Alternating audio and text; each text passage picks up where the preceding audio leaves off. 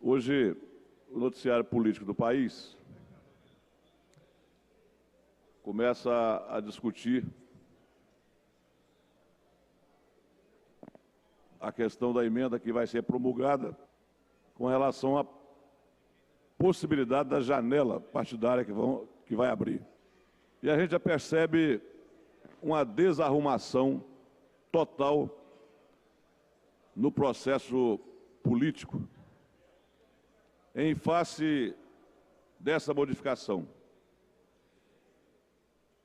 Eu sempre fico pensando, se o industrial, se o comerciante, se o produtor rural não sabe o que vai acontecer com a economia do país, desde que esse país existe, se todos aqui no Brasil são habituados a trabalhar sem certeza de preservação e manutenção de contratos, sem garantia de política de juros e nem de política econômica.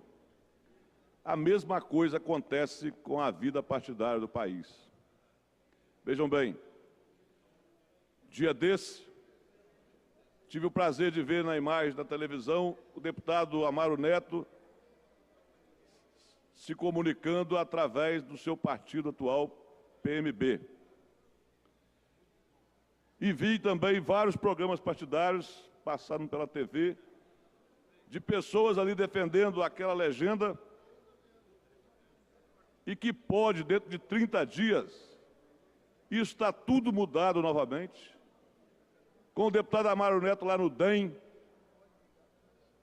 que é possível esse caminho, porque pelos bastidores dessa casa nós vimos ontem essa possibilidade. E essa desarrumação partidária, ela intranquiliza o sistema político. Por que isso intranquiliza? Porque as mudanças repentinas e feitas a bel prazer de quem está no comando e a quem interessa por essa desarrumação, cria uma condição de enfraquecimento dos partidos e que transforma realmente os partidos brasileiros em partidos apenas de cartório. A sustentação política e ideológica dos partidos, elas não existem.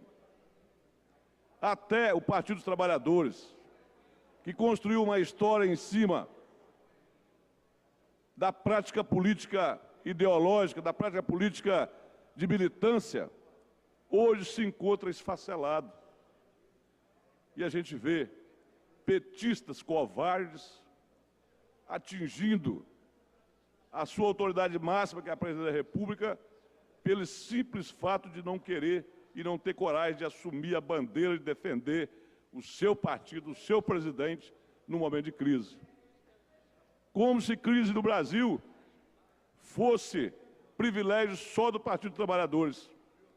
O PSDB, quando governou o país por 8 anos, praticou os maiores absurdos, as maiores corrupções, ao ponto de privatizar a Vale do Rio Doce por 3,5 bilhões, sendo que só de cadeira, mesa e bebedor de água, a Vale do Rio Doce tinha mais de 4 bilhões. Privatizou o sistema de telefonia, deu ao sistema estrangeiro, entregou um bem em que precisa ter sigilo e precisa ter controle para não ter fiscalização industrial, para não ter nenhuma condição de que o capital estrangeiro conhecesse a economia brasileira. O PSDB entregou isso para portugueses, para espanhóis, e isso foi de dia com sol quente e acompanhado pelo PMDB da presidente. PMDB que tem construído no Brasil uma história de governos em que participa que sempre termina na corrupção, no desmando e na falta de patriotismo e na falta de defesa do país. Essa organização partidária brasileira, ela é nada mais, nada menos do que partidos montados e comandados apenas para manter o poder e a corrupção em atuação nesse país. Precisamos de partidos mais fortes, partidos mais determinados e partidos que possam combater esse conluio que foi feito na vida partidária brasileira, em que os partidos não se envergonham mais de ter componentes que se assacam do dinheiro público com a facilidade que todos nós estamos vendo sem nenhuma punição. Precisa-se tomar essas providências contra essas legendas que vivem danificando a economia brasileira, prejudicando a cultura social e política do país, senão nós vamos ter apenas aqui, senhora presidente, um desastre na formação política partidária da nossa juventude e das nossas crianças.